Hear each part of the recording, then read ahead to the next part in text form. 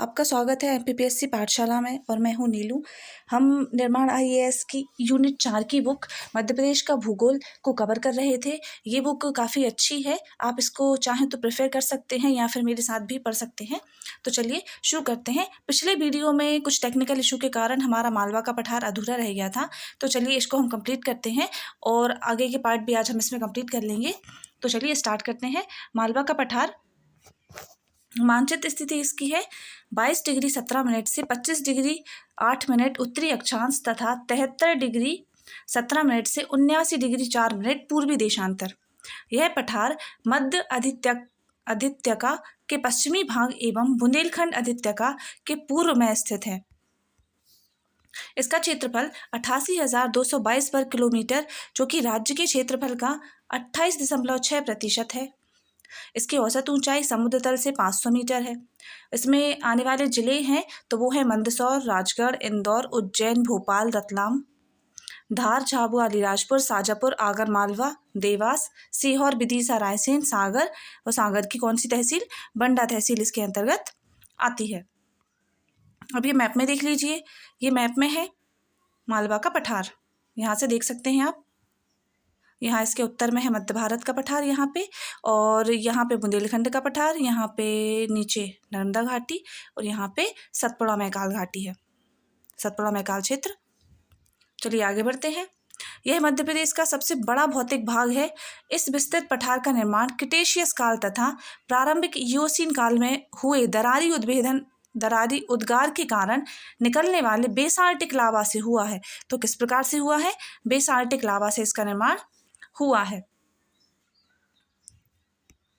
Cretaceous काल के अंतिम समय में दक्कन ट्रैप का निक्षेपण हुआ। यह ज्वालामुखी क्रिया बहुत बड़े पैमाने पर हुई तथा दक्कन के पठार का अधिकतर पश्चिमी भाग दक्कन ट्रैप नामक ज्वालामुखी चट्टानों से ढका है।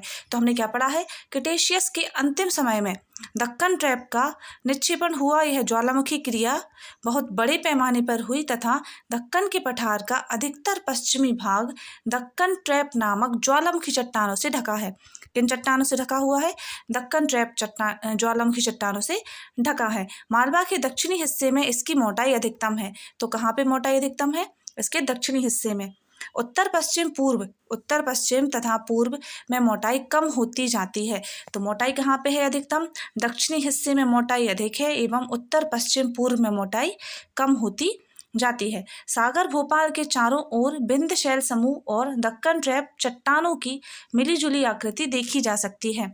तो सागर भोपाल के चारों ओर विंध्य शैल समूह तथा दक्कन ट्रैप चट्टानों की मिलीजुली आकृति देखी जा सकती है।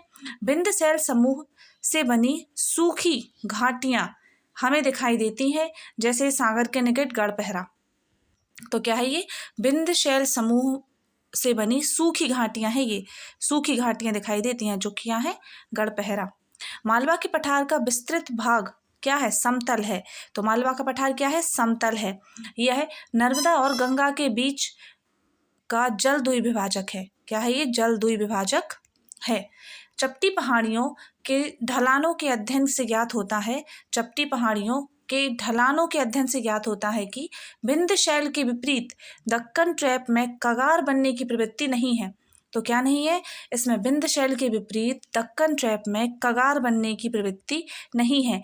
ढाल के 3 तत्व, पहला शीर्ष, दूसरा मलवा ढलान और तीसरा पेडिमेंट ही मिलते हैं। इसमें केवल क्या मिलते हैं? ढाल के 3 तत्व मिलते हैं इसमें। सागर के निकट चारों ओर की पहाड़ियों पर गोलाभ अपक्षय की प्रक्रिया देखने को मिलती है। तो कौन सी प्रक्रिया देखने को मिलेगी? गोलाभ अपक्षय की प्रक्रिया देखने को मिलती है। अब इसमें देखिए, मालवा के पठार में नदियां कौन कौन सी बहती हैं? तो चंबल, क्षिप्रा, कालीसिंध, पार्वती तथा बेतवा नदियां मालवा पठार की प्रमुख नदियां हैं। इसके शिखर देख लेते हैं। तो सिगार चोटी 881 मीटर मालवा पठार की सर्वोच्च चोटी है जो। तो शिखर कौन सा? सिगार चोटी, जो कि 881 मीटर ऊंची है। यह मालवा की सर्वोच्च चोटी है। जानापाव 854 मीटर, धजारी 810 मीटर, गोमनपुर 510 मीटर इस पठार की अन्य प्रमुख चोटियां हैं। तो कौन कौन सी चोटियां देखी हमने? हमने सिगार चोटी पढ़ी जो कि 881 मीटर की है। हमने मालवा हमें सिगार चोटी पड़ी जो 881 मीटर है और यह मालवा की सर्वोच्च चोटी है। फिर हमने जानापाव पड़ी है 854 मीटर, धजारी 810 और गोमनपुर 510 पड़ी है। मृदा और फसलें देखते हैं, मृदा और फसलें। तो बेसाल्टिक लावा के विखंडन से, अब यहाँ पे कौन सा लावा ज्वालामुखी उद्भेदन के कारण बेसाल्टिक लावा के विखंडन से मालवा पठार पर काली मिट्टी का निर्माण हुआ है। कौन सी मिट्टी का निर्माण हुआ? काली मिट्टी का निर्माण हुआ है। कपास, गेहूं, दलहन, सोयाबीन, मोटे अनाज आदि यहाँ की प्रमुख फसलें हैं। तो कौन कौन सी फसलें हैं ये? गेहूं, दलहन, सोयाबीन, मोटे अनाज आदि यहाँ की प्रमुख फसलें हैं। इसलिए इसे क्या कहा जाता है? इसे गेहूं की डलिया भी कहा जाता है। गेहूं का अधिक उत्पादन के कारण इसको गेहूं की डलिया भी कहा जाता है। अब खनिज की बात कर लेते हैं। तो आगे देखते हैं खनिज रॉक फास्फेट, स्लेट, डोलोमाइट आदि। प्राकृतिक वनस्पति साल, सागौन, तेंदु इस क्षेत्र के प्रमुख वनस्पतियां हैं। साल, सागौन, तेंदु इस क्षेत्र की प्रमुख वनस्पतियां हैं। तापमान और वर्षा, मालवा पठार की जलवायु प्रायः समशीतोष्ण प्रकार की है। तो किस प्रकार की है? समशीतोष्ण प्रकार की है। यह बहुत इंपॉर्टेंट है कि मालवा की जलवायु किस प्रकार की है। यह समशीतोष्ण प्रकार की है। यहाँ औसत वर्षा 75 से 125 सेंटीमीटर होती है। कर्क रेखा मालवा के मध्य से गुजरती है। ग्रीष्म ऋतु में औसत तापमान 40 डिग्री सेल्सियस से 42 डिग्री सेल्सियस तथा शीतकाल में औसत तापमान 10 डिग्री सेल्सियस से 12.5 डिग्री सेल्सियस पाई जाती है। तो क्या देखा हमने यहाँ पे? हमने देखा कर्क रेखा मालवा के मध्य से गुजरेगी और ग्रीष्म ऋतु में जो औसत तापमान होगा वो 40 से 42 डिग्री सेल्सियस होगा और शीत ऋतु में जो औसत तापमान होगा वो 10 डिग्री से 12.5 डिग्री सेल्सियस होगा। फाहियान ने मालवा की जलवायु को विश्व की सर्वश्रेष्ठ जलवायु कहा था। ये आपको मेंस में लिखने को काम आ सकता है। औद्योगिक परिदृश्य देखें तो खनिज संसाधन के संदर्भ में मालवा पठार समृद्ध क्षेत्र नहीं है, फिर भी यह राज्य का सर्वाधिक औद्योगिकृत और विकसित क्षेत्र है। सूती वस्त्र, वाहन उद्योग, इलेक्ट्रिकल्स तथा औषधि उद्योग इस क्षेत्र के प्रमुख उद्योग हैं। इंदौर, पीथमपुर, मंडीदीप, पीलूखेड़ी, मेघनगर आदि इसके क्या हैं? औद्योगिक केंद्र हैं। सांस्कृतिक परिदृश्य देखें। इंदौर, मांडू, उज्जैन, सांची तथा रायसेन पर्यटन की दृष्टि से महत्वपूर्ण केंद्र है। यह क्षेत्र ऐतिहासिक रूप से सिंधिया और होलकरों का कार्यक्षेत्र रहा है। तो किसका रहा है? सिंधिया और होलकरों का कार्यक्षेत्र रहा है। भील इस क्षेत्र की प्रमुख जनजाति है। तो कौन सी जनजाति? भील जनजाति मालवा के पठार की प्रमुख जनजाति है। भीली निमाड़ी मालवी बोली का यहाँ पे प्रचलन है। तो जब भील जनजाति पाई जाएगी तो भीली भाषा भी पाई जाएगी। गणगौर, सजा और आखा तीज प्रमुख पर्व माच लोक नाट्य हैं। तो देखिए यहाँ पे प्रमुख पर्व कौन कौन से हैं? गणगौर, सजा, आखा तीज एवं माच प्रमुख लोक नाट्य है। कर्क रेखा मध्य प्रदेश के मालवा के पठार से होकर गुजरती है।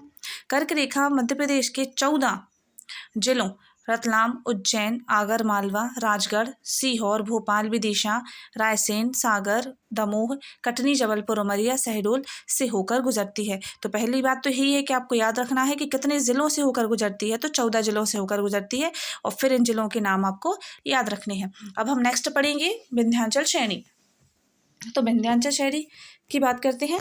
मानचित्र स्थिति, इसकी मानचित्र स्थिति है 23 डिग्री 48 मिनट से 23 डिग्री 46 मिनट उत्तरी अक्षांश तथा 79.44 मिनट से 79 डिग्री 74 पूर्वी देशांतर। जिले देख लेते हैं। जिले हैं सतना, रीवा, मऊगंज और सीधी।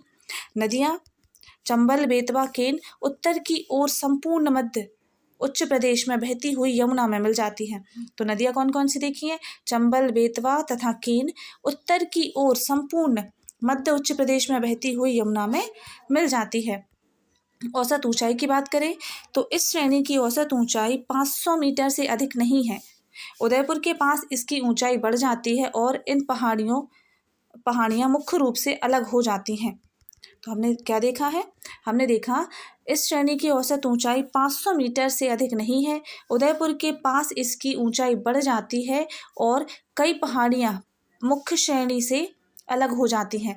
विंध्याचल श्रेणी में अधिकतम ऊंचाई 881 मीटर तक मिलती है। तो अधिकतम ऊंचाई कितनी मिलती है? 881 मीटर तक। पूर्व की ओर ऊंचाई कम होती जाती है। भांडेर में अधिकतम ऊंचाई 752 मीटर तथा कैमूर श्रेणी में यह केवल 686 मीटर की ऊंचाई मिलती है। तो कितनी मिलती है? भांडेर में अधिकतम 752 और कैमूर श्रेणी में यह 686 मीटर ही मिलती है।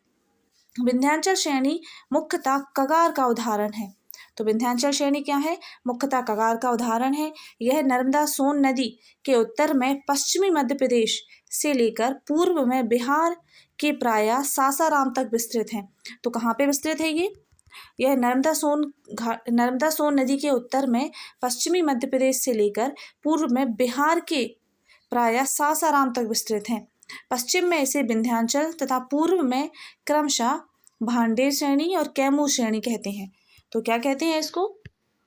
जैसे पूर्व में बिहार में इसको सासाराम तक विस्तृत है ये, तो पश्चिम में इसे विंध्याचल तथा पूर्व में क्रमशः भांडेर श्रेणी और कैमूर श्रेणी कहते हैं। विंध्याचल श्रेणी गंगा और नर्मदा नदी बेसिन के मध्य जल विभाजक है। तो विंध्याचल श्रेणी गंगा और नर्मदा नदी बेसिन के मध्य जल विभाजक है। सद्भावना चोटी इसकी सर्वोच्च चोटी है। तो क्या है? जो सद्भावना चोटी है वह इसकी सर्वोच्च चोटी है। यहाँ से निकलने वाली चंबल, बेतवा, केन आदि नदियाँ मध्य उच्च प्रदेश पर प्रवाहित होती हुई यमुना नदी में मिल जाती हैं। मांडू के निकट कारोम नदी की कंदरा, भोपाल के दक्षिण में बेलार नदी एवं गड़रिया नाले की कंदराएं दर्शनीय हैं। इस प्रतापी कगार में नर्मदा सोन की ओर पहाड़ियां फैली हैं। इस प्रपाती कगार में नर्मदा सोन की ओर पहाड़ियां फैली हैं। अब हम देख लेते हैं नर्मदा सोन घाटी। तो नर्मदा सोन घाटी के मानचित्र स्थिति देखेंगे तो यह है 22 डिग्री 30 मिनट से 23 डिग्री 45 मिनट उत्तरी अक्षांश तथा 74 डिग्री से 81 डिग्री 30 मिनट पूर्वी देशांतर के मध्य है। क्षेत्रफल इसका 86,000 वर्ग किलोमीटर है, जो कि राज्य के क्षेत्रफल का 26% है। कितना प्रतिशत है? 26% है। औसत ऊंचाई समुद्र तल से 300 से 400 मीटर ऊंची है। तो औसत ऊंचाई कितनी देखिए? 300 से 400 मीटर। मध्य प्रदेश के कुल क्षेत्रफल के 26% भूभाग पर नर्मदा सोन घाटी का विस्तार पाया जाता है। यह भौतिक भूभाग मालवा पठार के बाद प्रदेश का दूसरा सबसे बड़ा भूभाग है। तो सबसे बड़ा भूभाग कौन सा है? सबसे बड़ा भूभाग मालवा का पठार है, जो कि लगभग 28% है। कितना है? 28% है। और नर्मदा घाटी कितनी है? 26%। नर्मदा घाटी मध्य प्रदेश का सबसे निचला प्राकृतिक स्थल है। तो क्या है सबसे निचला प्राकृतिक स्थल? क्या है? तो वो है नर्मदा घाटी। इसके अंतर्गत जिले कौन कौन से आते हैं? तो अनूपपुर, मंडला, डिंडोरी, जबलपुर, कटनी, सीधी, नर्मदापुरम, रायसेन, हरदा, खंडवा, खरगोन, बड़वानी, नरसिंहपुर, धार, सीहोर, बुधनी और अलीराजपुर इसके अंतर्गत आते हैं। ये देख लीजिए, ये है नर्मदा सोन घाटी। यहाँ इसके उत्तर में यहाँ पे क्या था? यहाँ पे मालवा का पठार था। चलिए आगे बढ़ते हैं। यह लंबी सकरी भ्रंश घाटी है। कैसी घाटी है? यह लंबी सकरी भ्रंश घाटी है जो पश्चिम से उत्तर पूर्व तक फैली है, जिसके अधिकांश किनारे की ढाल प्रायः दीवार के समान खड़े हैं, अर्थात प्रपाती कगार का निर्माण करते हैं। यह मध्य प्रदेश का सबसे निम्न भाग है, मतलब निचला भाग है। यह मध्य प्रदेश के प्रायः मध्यवर्ती भागों में पश्चिम से उत्तर पूर्व दिशा में विस्तृत है। कहाँ पे विस्तृत है? तो यह मध्य प्रदेश के प्रायः मध्यवर्ती भागों में पश्चिम से उत्तर पूर्व दिशा में विस्तृत है। संपूर्ण घाटी के उत्तर में मालवा पठार तथा रीवा पन्ना पठार, पूर्व बघेलखंड पठार, दक्षिण में सतपुड़ा मैकाल का विस्तार है। तो कहाँ कहाँ पे क्या है? तो संपूर्ण घाटी के उत्तर में मालवा का पठार तथा रीवा पन्ना का पठार, पूर्व में बघेलखंड पठार तथा दक्षिण में सतपुड़ा मैकाल का विस्तार है। अब इसमें शैल देख लेते हैं। तो नर्मदा नदी बेसिन के पूर्वी भागों में धारवाड़, कोड़प्पा, विंध्यक्रम की शैलों का विस्तार पाया जाता है।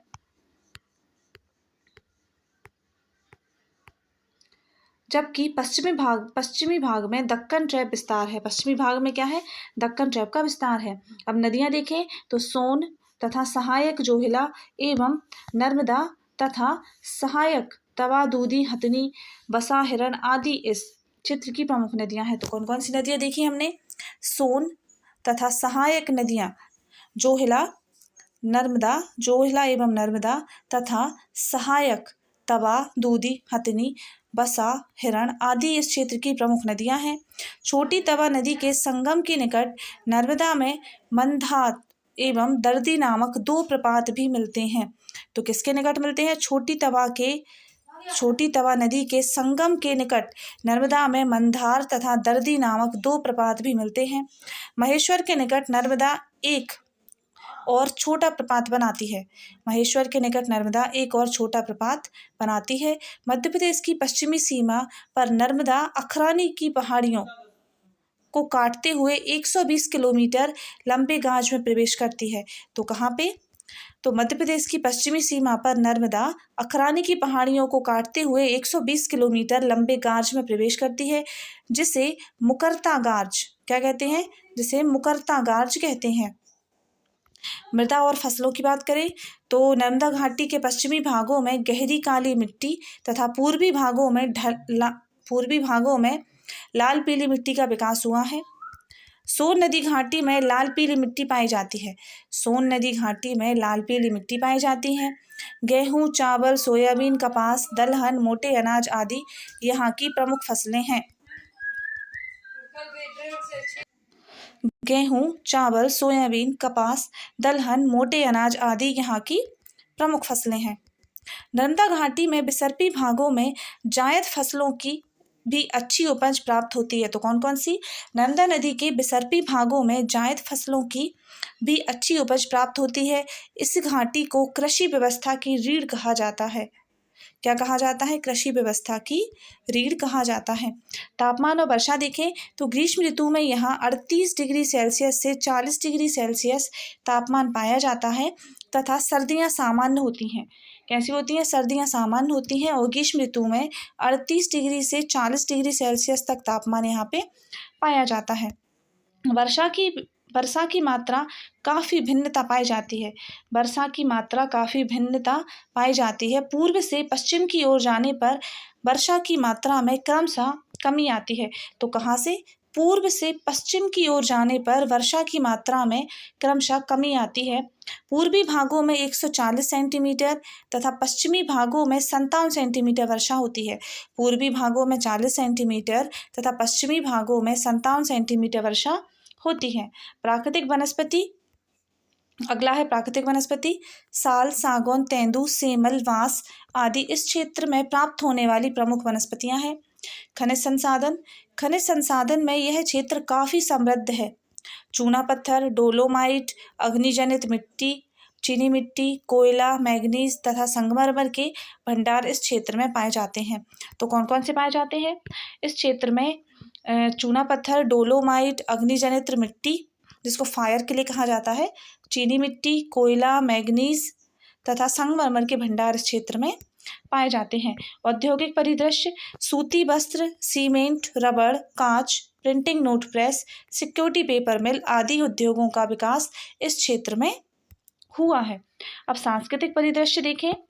सांस्कृतिक रूप से इस क्षेत्र का विशेष महत्व है। ओमकारेश्वर, महेश्वर, अमरकंटक प्रमुख धार्मिक केंद्र हैं। नर्मदा नदी पर अवस्थित धुआंधार जलप्रपात, कमेंट करके बताइए ये धुआंधार कौन से जिले में और किस स्थान पर आता है। कपिल धारा, दुग्ध धारा, सहस्त्र धारा जलप्रपात विशेष रूप से दर्शनीय है। इस घाटी के पश्चिमी भागों में निमाड़ी, मध्य में बुंदेली तथा पूर्वी भागों में बघेली बोली का प्रचलन है। तो कहाँ कहाँ पे? पश्चिमी भागों में निमाड़ी, मध्य में बुंदेली तथा पूर्वी भागों में बघेली बोली का प्रचलन है।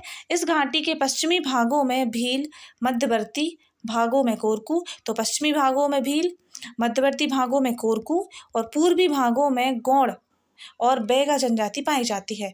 तो पश्चिमी भागों में भील पाई जाएगी, मध्यवर्ती में कोरकू पाई जाएगी और पूर्वी भागों में गौड़ और बैगा जनजाति पाई जाती है। चलिए अब आ जाते हैं प्रायद्वीपीय पठार पे। प्रायद्वीपीय पठार के उत्तरी भाग को दक्कन का पठार कहते हैं। प्रायद्वीपीय पठार के उत्तरी भाग को दक्कन का पठार कहते हैं, जिसके भाग के रूप में सतपुड़ा श्रेणी का विस्तार मध्य प्रदेश के दक्षिणी भाग पर है। तो जिसके भाग के रूप में सतपुड़ा श्रेणी का विस्तार प्रदेश के दक्षिणी भाग पर है। मध्य प्रदेश में इसे 2 मुख्य खंडों में विभाजित किया गया है। 2 खंड कौन कौन से हैं? पहला है सतपुड़ा मैकाल श्रेणी और दूसरा है बघेलखंड का पठार या पूर्वी पठार। तो पहला है सतपुड़ा मैकाल श्रेणी और दूसरा है बघेलखंड का पठार या पूर्वी पठार। तो सतपुड़ा मैकाल श्रेणी के अंतर्गत आएगा पश्चिमी सतपुड़ा श्रेणी यानी राजपीपला श्रेणी, दूसरा आएगा पूर्वी सतपुड़ा श्रेणी और तीसरा आएगा मैकाल श्रेणी या मैकाल का पठार। सतपुड़ा श्रेणी को देखते हैं तो मानचित्र स्थिति इसकी है 21 डिग्री 23 मिनट से 23 डिग्री उत्तरी अक्षांश तथा 74 डिग्री 30 मिनट से 81 डिग्री पूर्वी देशांतर। इसका क्षेत्रफल 34,000 वर्ग किलोमीटर में है, जो कि राज्य के क्षेत्रफल का 11% है। कितना प्रतिशत है? 11% है। इसकी औसत ऊंचाई देखें तो यह 600 से 1000 मीटर है। औसत ऊंचाई 600 से 1000 मीटर है। जिले कौन कौन से आएंगे इसके अंतर्गत? तो आगे आइए देखते हैं। छिंदवाड़ा, पांढुर्णा, बालाघाट, बैतूल, हरदा, सिवनी, अलीराजपुर, बुरहानपुर, खंडवा, खरगोन, नर्मदापुरम। तो कौन कौन से थे? छिंदवाड़ा, पांढुर्णा, बालाघाट, बैतूल, हरदा, सिवनी, अलीराजपुर, बुरहानपुर, खंडवा, खरगोन, नर्मदापुरम। अब हम इसके प्रमुख शिखर की बात करेंगे तो महादेव पहाड़ी की धूपगढ़ चोटी 1350 मीटर सतपुड़ा श्रेणी की सर्वोच्च चोटी है। तो सतपुड़ा श्रेणी की सर्वोच्च चोटी कौन सी है? तो वो है धूपगढ़ चोटी है, जो कि महादेव पहाड़ी पर स्थित है। इसकी ऊंचाई 1350 मीटर है।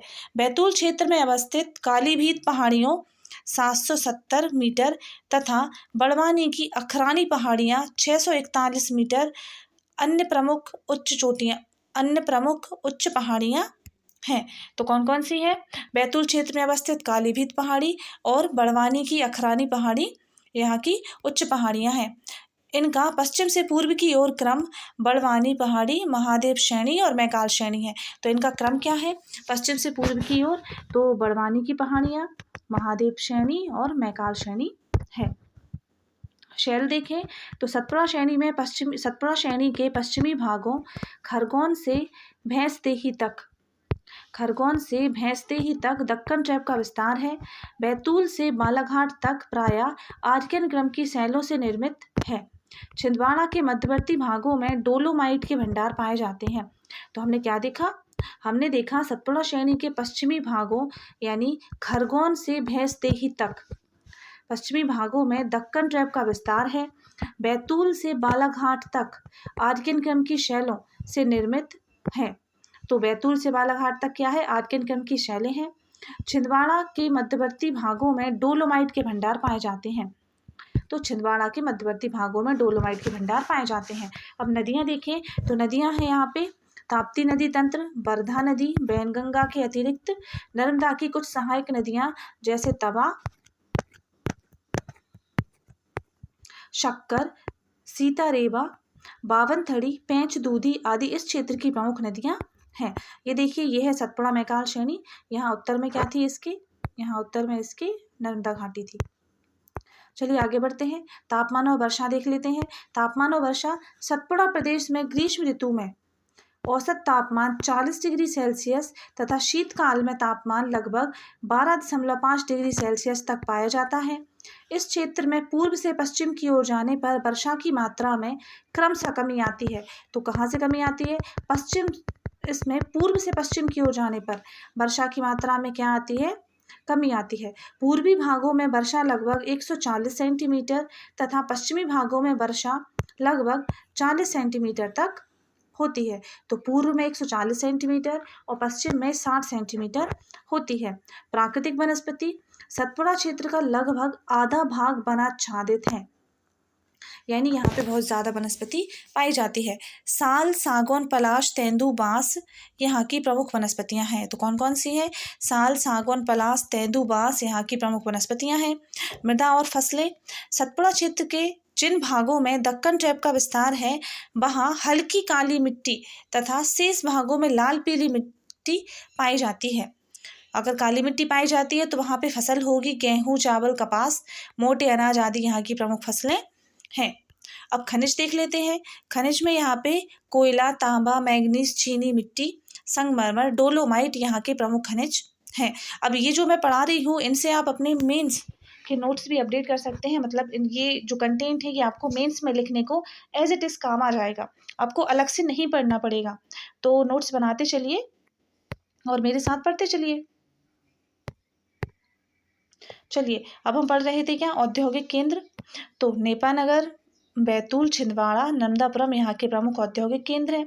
सांस्कृतिक परिदृश्य देखें तो सतपुड़ा के पश्चिमी भागों में भील, मध्यवर्ती भागों में भील, मध्यवर्ती भागों में कोरकू तथा पूर्वी भागों में भारिया जनजाति पाई जाती है। पचमढ़ी हिल स्टेशन महादेव पहाड़ी में स्थित है। सतपुड़ा श्रेणी ब्लॉक पर्वत का उदाहरण है। ये इंपॉर्टेंट है, इसको याद कर लीजिएगा कि जो सतपुड़ा श्रेणी है ये क्या है, यह एक ब्लॉक पर्वत का उदाहरण है। नर्मदा ताप्ती नदी की मध्य पश्चिम पूर्व दिशा में विस्तृत सतपुड़ा श्रेणी को स्पष्ट 3 भागों में विभाजित किया जाता है। तो नर्मदा और ताप्ती के मध्य में पश्चिम से पूर्व की ओर जो सतपुड़ा श्रेणी विस्तृत है उसको 3 भागों में विभाजित किया जाता है। कौन कौन सी? पश्चिमी सतपुड़ा को राजपीपला श्रेणी कहते हैं। मध्य सतपुड़ा की चौड़ाई काफ़ी अधिक है, इसके पूर्वी भाग को मैकाल पठार के नाम से जाना जाता है। तो पश्चिमी सतपुड़ा को क्या कहते हैं? पश्चिमी सतपुड़ा को राजपीपला श्रेणी कहते हैं। मध्य सतपुड़ा की चौड़ाई काफ़ी अधिक है, इसके पूर्वी भाग को मैकाल पठार के नाम से जाना जाता है। यह संपूर्ण प्रदेश उत्तर में नर्मदा नदी, उत्तर पूर्व में बघेलखंड, पूर्व में छत्तीसगढ़ मैदान तथा दक्षिण में महाराष्ट्र पठार के मध्य अवस्थित है। तो यह संपूर्ण प्रदेश कहाँ पे है? यह संपूर्ण प्रदेश उत्तर में नर्मदा नदी, उत्तर पूर्व में बघेलखंड और पूर्व में छत्तीसगढ़ मैदान तथा दक्षिण में महाराष्ट्र पठार के मध्य अवस्थित है। सतपुड़ा मैकाल श्रेणी को वाटर शेड कहते हैं। क्या कहते हैं इसको वाटर शेड कहते हैं, क्योंकि इस क्षेत्र से मध्य प्रदेश की अधिकांश नदियां जैसे नर्मदा, सोन, जोहिला, बैनगंगा, शक्कर, गार, तवा, बरधा आदि नदियां उद्गमित होती हैं। तो इसको क्या कहा जाता है? इसको वाटर शेड कहा जाता है, क्योंकि यहाँ से अधिकांश नदियों का क्या होता है? उद्गम होता है। सतपुड़ा पर्वत श्रेणी के पश्चिमी भाग में स्थित राजपीपला की सर्वोच्च चोटी चूलगिरी 1215 मीटर है। इसके अतिरिक्त राजपीपला की अन्य प्रमुख पहाड़ियाँ बड़वानी, असीरगढ़ व ग्वालीगढ़ भी हैं। तो कौन कौन सी है? तो सतपुड़ा पर्वत के पश्चिमी भाग में स्थित राजपीपला की सर्वोच्च चोटी चूलगिरी है और इसके अतिरिक्त राजपीपला की अन्य प्रमुख पहाड़ियाँ बड़वानी, असीरगढ़ और ग्वालीगढ़ हैं। अब पश्चिमी सतपुड़ा श्रेणी की बात करें तो पश्चिमी सतपुड़ा श्रेणी गुजरात राज्य से प्रारंभ होकर मध्य प्रदेश में बुरहानपुर दर्रे तक विस्तृत है। तो कहाँ से? गुजरात राज्य से प्रारंभ होकर मध्य प्रदेश में बुरहानपुर दर्रे तक विस्तृत है। यह प्रपाती, ढाल वाली, सकरी और टेढ़ी मेढ़ी पहाड़ियों का क्रम है। इन पहाड़ियों के कई क्रम हैं, जिनमें मुख्य क्रम राजपीपला पहाड़ी है जो मुख्यतः गुजरात राज्य में विस्तृत है। अन्य पहाड़ियों का क्रम है तो अखरानी पहाड़ियाँ, बीजागढ़ की पहाड़ियाँ, बड़वानी पहाड़ियाँ तथा असीरगढ़ पहाड़ियाँ हैं। इनकी अधिकतम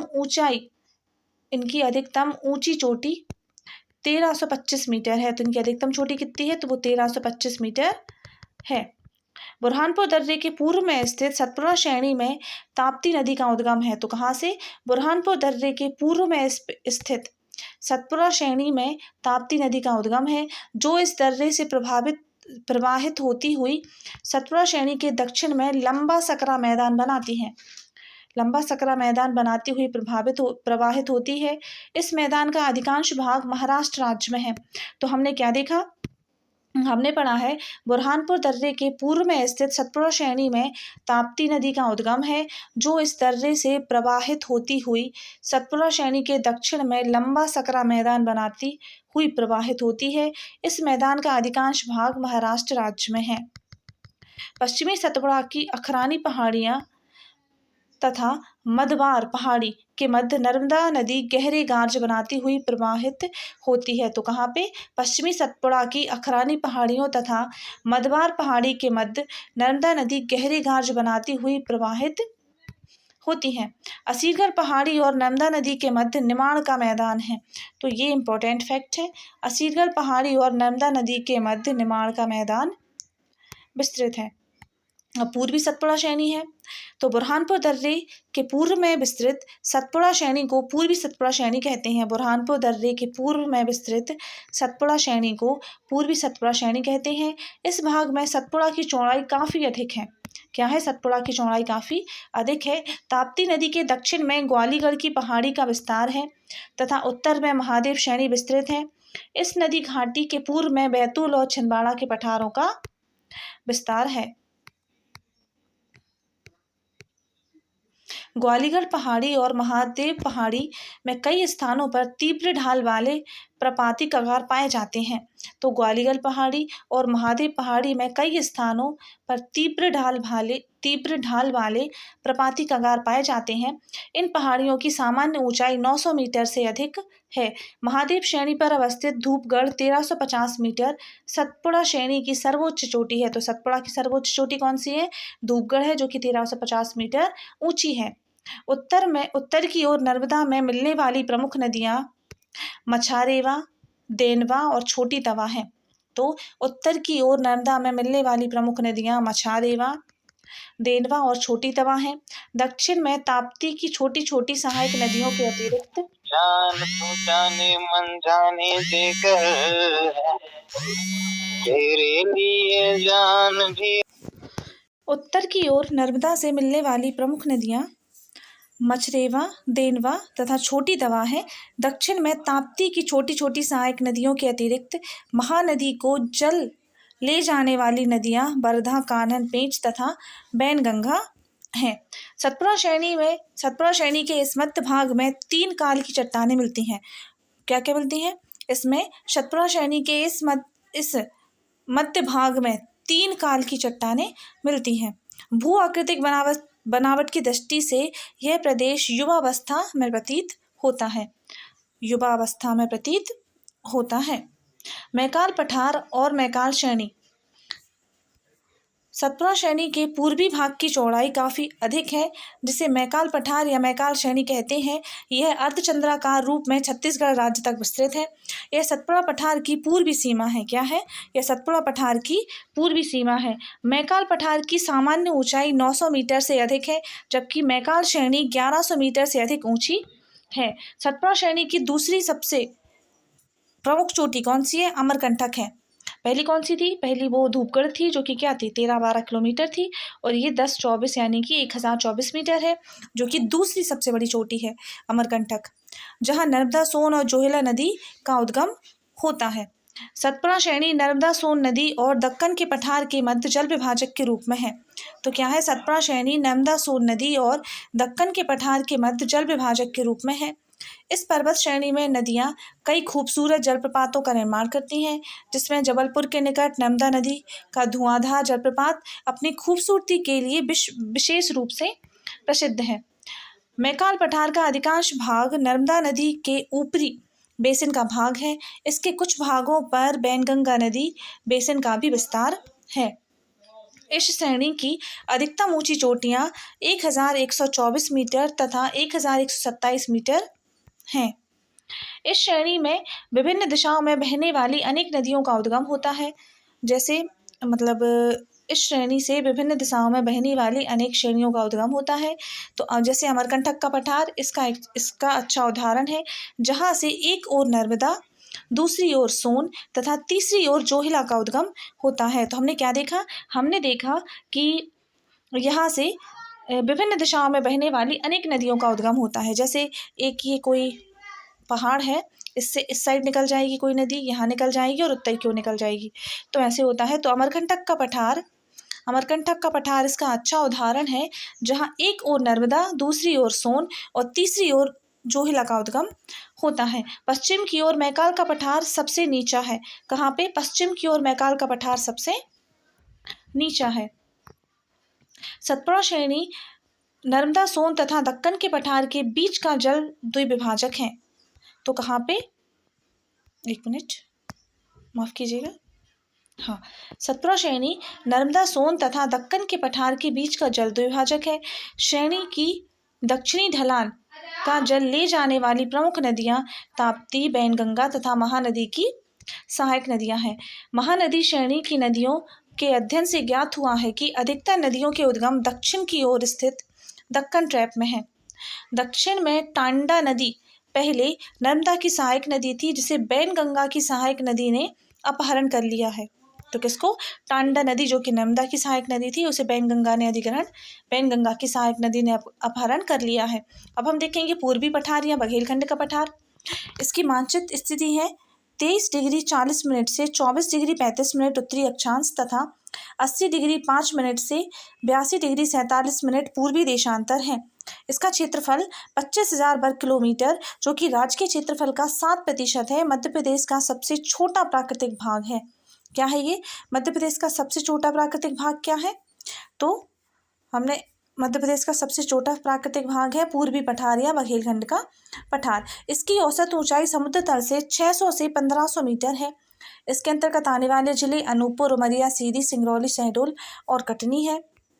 तो ये देख लीजिए मैप में, ये है बघेलखंड का पठार या पूर्वी पठार, ये वाला है, यहाँ से यहाँ तक।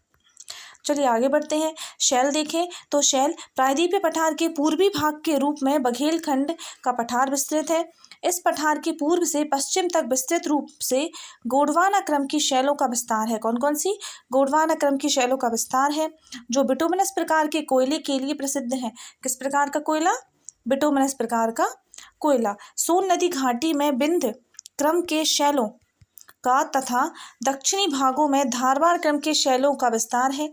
कोयले के अतिरिक्त यहाँ से ग्रेनाइट, नीस, बलुआ पत्थर, चूना पत्थर, क्वार्टजाइट तथा कांग्लोमेरेट जैसे शैलों का विस्तार पाया जाता है।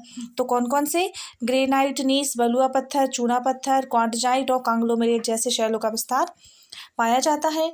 नदियों की बात करें तो नदियाँ यहाँ पे सोहागपुर बेसिन से होकर सोन नदी उत्तर की ओर आती है। इसकी प्रमुख सहायक नदियां गोपद, बनास तथा रहंद हैं। सोन तथा उसकी सहायक नदियां जलायत प्रतिरूप बनाती हुई बहती हैं। तो कौन सी नदी जलायत प्रतिरूप बनाती है, तो यह है सोन, और उसकी सहायक नदियां जलायत प्रतिरूप बनाती हुई बहती हैं। सोन नदी के दक्षिण में अनेक छोटी छोटी पहाड़ियां हैं। कौन कौन सी, सोन नदी के दक्षिण में अनेक छोटी छोटी पहाड़ियां हैं, जो उन्नतोदर घाटियां तथा नतोदर पहाड़ियों का एक उदाहरण है। किनका, उन्नतोदर घाटियों और नतोदर पहाड़ियों का एक उदाहरण पेश करती हैं। मृदा और फसलें देखें तो इस संपूर्ण क्षेत्र में लाल पीली मिट्टी का विस्तार है। चावल, तिलहन, मोटे अनाज इस क्षेत्र की प्रमुख फसलें हैं। तापमान और वर्षा, तो जलवायविक दृष्टिकोण से यह सामान्य गर्म एवं शीत प्रदेश है। ग्रीष्म ऋतु में सामान्य तापमान 40 डिग्री सेल्सियस तथा शीत ऋतु में लगभग 12.5 डिग्री सेल्सियस तापमान पाया जाता है। सामान्य वर्षा लगभग 75 से 125 सेंटीमीटर होती है। वर्षा दक्षिण पश्चिम मानसून की बंगाल की शाखा से होती है। कहाँ से होती है, दक्षिण पश्चिम मानसून की बंगाल की शाखा से होती है। प्राकृतिक वनस्पति, इस पठारी क्षेत्र पर मिश्रित प्रकार के वनों का विस्तार पाया जाता है। यहाँ साल, सागौन, शीशम, आम, तेंदू, कुसुम, बांस, पलाश के वृक्षों की बहुतायत है। खनिज देखें, खनिज संसाधन, मध्य प्रदेश का सबसे बड़ा और समृद्ध कोयला क्षेत्र यहीं पर है। सिंगरौली बेसिन प्रदेश का प्रमुख कोयला क्षेत्र है एवं सोहागपुर, उमरिया तथा जोहिला घाटी से बड़े पैमाने पर उच्च कोटि का बिटुमिनस कोयला प्राप्त किया जाता है। अब आप लोग मुझे कमेंट करके बताएं कि मध्य प्रदेश का सबसे बड़ा कोयला क्षेत्र कौन सा है।